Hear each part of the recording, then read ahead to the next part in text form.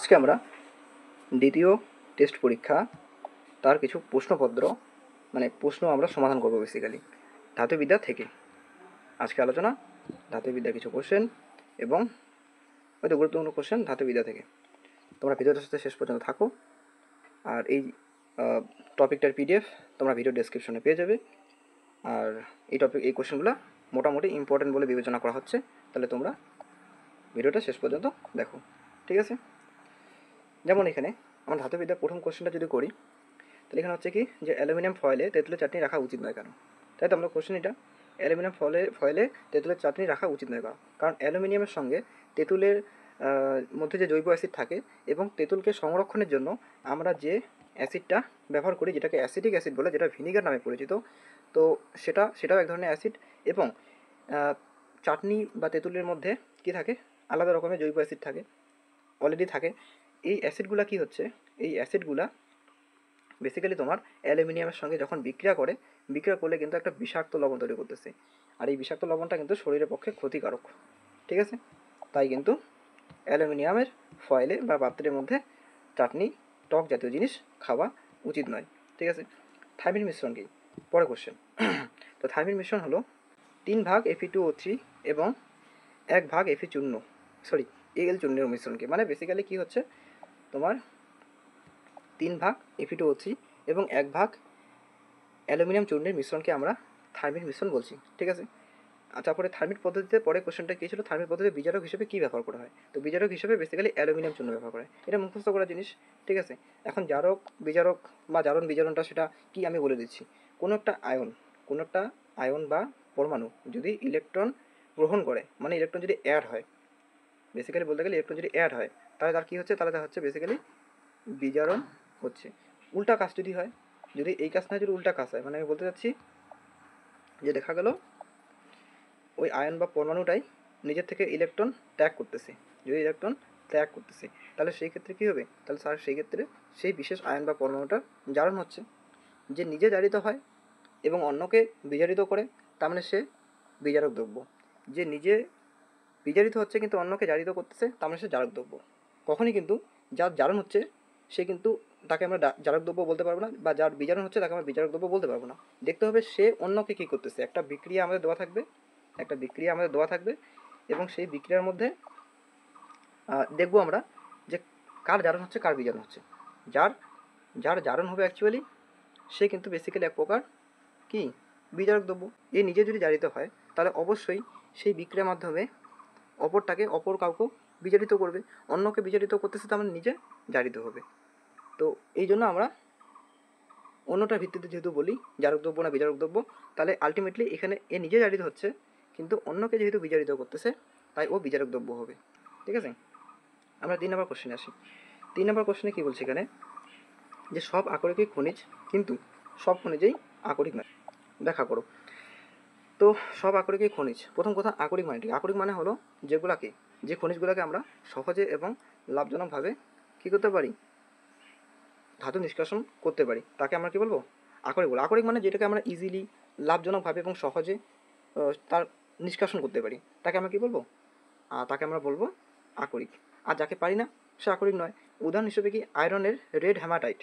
আয়রনের 2টা ফর্ম আছে, এখানে একটা রেড হ্যামাটাইট ফর্ম নেওয়া হয়েছে আর একটা পাইরিন নেওয়া হয়েছে। তো আয়রনের যে রেড হ্যামাটাইট সে কিন্তু অ্যাকচুয়ালি আকরিক, সে কিন্তু সে আকরিক, ঠিক আছে, আকরিক। কিন্তু এই যে পাইরেট যে আছে সে কিন্তু আকরিক নয়, ঠিক আছে? এবার আমরা 4 নম্বর প্রশ্ন পড়ব। কী বলছে 4 নম্বর প্রশ্ন? এটা আগে লেখা ছিল, মুছে দিলাম। 4 নম্বর প্রশ্ন বলছে এখানে যে মরচে কি? মরচে যেমন সিম্পল একটা লোহা, সে লোহার বাইরে যেমন আর্দ্র বায়ুতে যদি খোলা অবস্থায় যদি রেখে দিই, তাহলে কিছু সময় পরে দেখা যায় তার মধ্যে লালচে বাদামি বর্ণের একটা আস্তরণ পড়ছে, তাকে আমরা মরচে বলবো। সিম্পল কোশ্চেন, মুখস্থ করার গুজার বলে সেরকম কোনো জিনিস নাই। গাণিতিক সমস্যা সমাধান সংক্রান্ত কোশ্চেনও আমি আপলোড করেছি, তোমরা চাইলে সেটা দেখতে পারো, ভিডিও ডেসক্রিপশনে সেটা লিঙ্ক দেওয়া থাকবে। মরচে পড়ার 2টি সুফল কি? মূলত কুফল আমরা জানি, কিন্তু সুফলও হয়।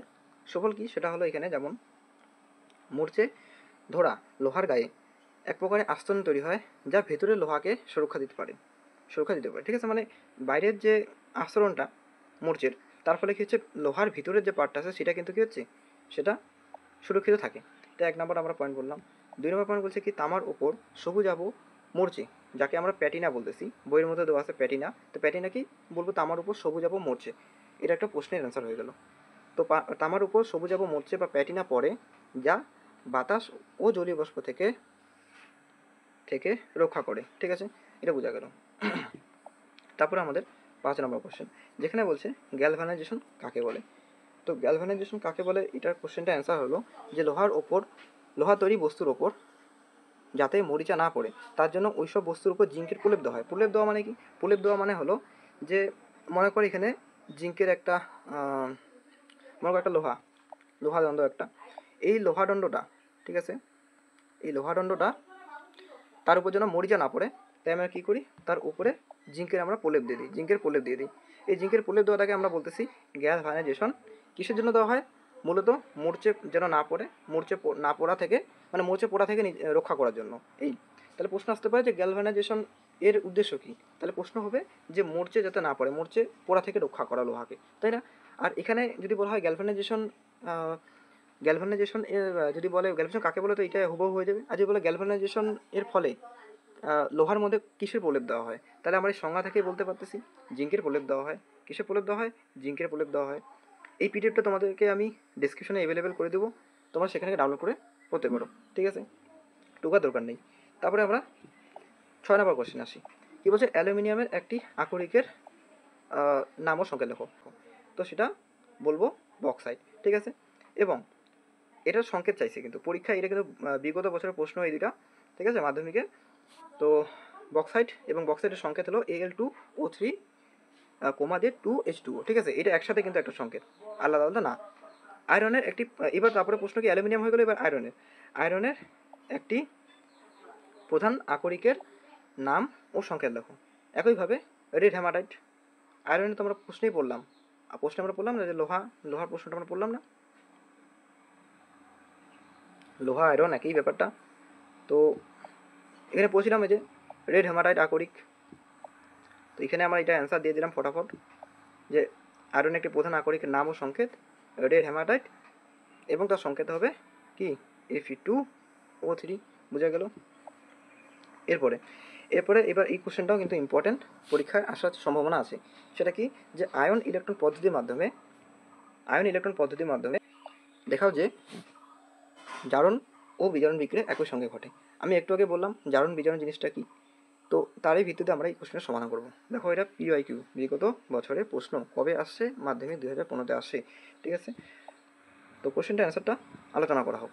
কোনো রাসায়নিক বিক্রিয়ায় যে পরমাণু বা আয়ন ইলেকট্রন ত্যাগ করছে, ঠিক আছে, সে জড়িত নয়, সে জারিত। টাইপিং মিস্টেক হচ্ছে, সে জারিত হয়, এবং সেই বর্জিত ইলেকট্রনটা যে গ্রহণ করছে সে বিজারিত হয়। মানে ব্যাপারটা হলো, এখানে যেমন আয়ন, এগুলাকে আয়ন বলবো কারণ এখানে চার্জ আছে, আধান আছে, তো এগুলাকে আমরা আয়ন বলবো।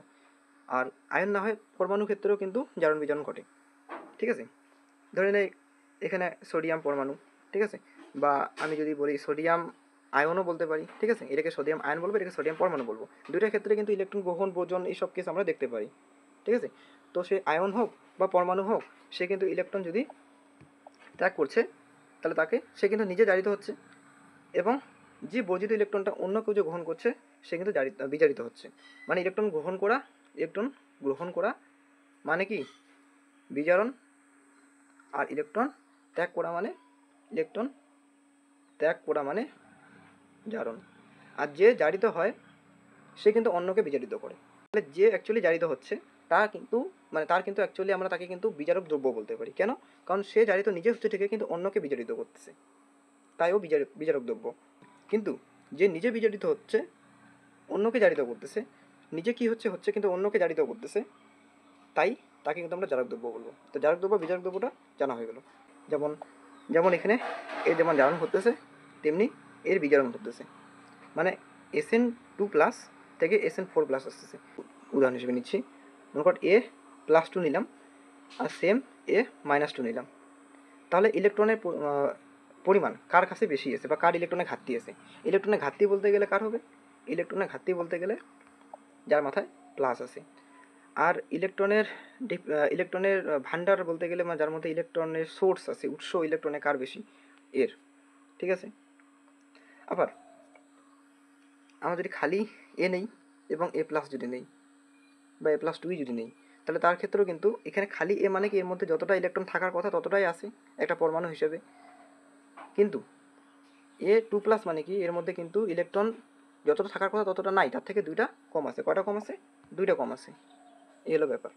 তাহলে অবশ্যই এর মধ্যে ইলেকট্রন কম আছে। তাহলে ইলেকট্রন বেশি কার আমি যদি বলি, কোন ইসের মধ্যে ইলেকট্রন বেশি আছে, এর মধ্যে ইলেকট্রন বেশি আছে, ব্যাস। আর এ প্লাস টু এর মধ্যে কম আছে। তো এগুলো নিয়ে অত মাথা ঘামানোর দরকার নেই। জারণ বিজারণ ব্যাপারটা এখানে কী করে হইলো সেই জিনিসটাই বললাম। সিম্পল কথা, যে যার মাথায় প্লাস চার্জ বেশি থাকবে তার মধ্যে ইলেকট্রন কম আছে। প্লাস মানে কিন্তু এমন না যে ইলেকট্রন বেশি আছে। প্লাস মানে হলো ইলেকট্রন কম আছে। মাইনাস থাকা মানে ইলেকট্রনের ভান্ডার। ঠিক আছে, এটা বোঝা গেল। তাহলে এবার এখন আমরা বিক্রিয়াতে যাই। বিক্রিয়ার কাছে Fe+3 থেকে Fe+2তে আসে। তার মানে কি এর মধ্যে ইলেকট্রন কম আছে, এর মধ্যে ইলেকট্রন বেশি আছে। তাহলে সেই ক্ষেত্রে ইলেকট্রন এ কী করছে, আলটিমেটলি গ্রহণ করছে, তাই এ কী হলো, বিজারিত হয়ে গেল বা বিজারণ হলো। এর উল্টা দিকে আমরা একইভাবে বলতে পারি Sn2+ যে আছে সে কিন্তু আগে +2 ছিল, এখন +4, মানে এটা বর্জন করে আসছে। আর যে ইলেকট্রন বর্জন করে তাকে আমরা কি বলি, তাকে আমরা বলি যে ত্যাগ করা, মানে বর্জন করা একই কথা, তাকে আমরা জারিত হওয়া বলি। তাহলে এটা হলো জারণ, এর জারণ হচ্ছে। এখন কতটা করে ইলেকট্রন হচ্ছে জারণ বর্জন, সেটা আমরা এইখানে পরে জারণ বিজারণ বিক্রিয়াতে উল্লেখ করছি। ঠিক আছে, যেমন এখানে জারণ বিক্রিয়া দুইটা ইলেকট্রন কম ছিল, তারপরে আবার 4টা ইলেকট্রন কমে গেছে। তাহলে আমরা বিক্রিয়াটা এইভাবে লিখতে পারি, Sn2+ বিয়োগ 2টা ইলেকট্রন, এইভাবে আমরা লিখতে পারি, দিয়ে Sn4+ লিখতে পারি। তো অ্যাকচুয়ালি এটাকে এইভাবে না লিখে এইভাবে লেখাটা বেশি স্ট্যান্ডার্ড বোঝায়। ঠিক আছে, মানে ব্যাপারটা একই, যে এইখানে দুইটা ইলেকট্রন, এদিকে দুইটা ইলেকট্রন যেমন বাঁ দিকে কমে যাচ্ছে, তেমনই কিন্তু এটা ওদিকে গেলে কি ডান দিকে বাড়বে। এইভাবে আমরা মনে করতে পারি।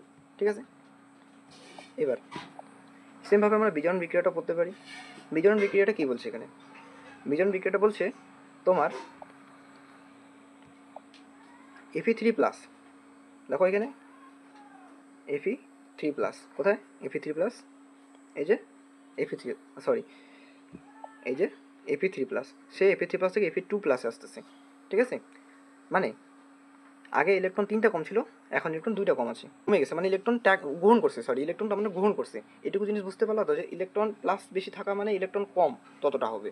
আর এর মধ্যে প্লাস চার্জটা কম, Fe2+-এর মধ্যে প্লাস চার্জ Fe3+-এর থেকে কম প্লাস চার্জটা। যার মধ্যে প্লাস চার্জ কম হয় তার মানে কি তার ইলেকট্রনের ঘাটতিটা কম আছে। তার ইলেকট্রনের ঘাটতি, প্লাস চার্জ কম, তাহলে এর ইলেকট্রনের ঘাটতি বেসিক্যালি কম হবে কার এর তুলনায়। তো আগে ইলেকট্রনের ঘাটতি বেশি ছিল, এখন ইলেকট্রনের ঘাটতি কম। তো ইলেকট্রনের ঘাটতি কম কখন হবে, যখন ইলেকট্রন গ্রহণ করবে। যে ইলেকট্রন গ্রহণ করে তার বিজারিত হয়, সে অ্যাকচুয়ালি বিজারিত হয়। বারবার এটা ব্যাখ্যা করলাম, আশা করি বুঝছো। তো এবার বিজারণ বিক্রিয়াটা আমরা যদি বলি, তো বিজারণ বিক্রিয়াটা হচ্ছে 3টা ইলেকট্রন থেকে 2টা ইলেকট্রন আসে, মানে একটা ইলেকট্রন গ্রহণ করে তবে এই পর্যায়ে আসে। ঠিক আছে, এটা বোঝা গেল। তো ধন্যবাদ আজকের জন্য। এরপরেও আরও অনেক ভিডিও আসবে, এটার পিডিএফটা ডাউনলোড করে তোমরা বাড়িতে পড়তে থাকো। আরও প্রশ্ন উত্তর সমাধানের জন্য চ্যানেলটা সাবস্ক্রাইব করে রাখো। ধন্যবাদ।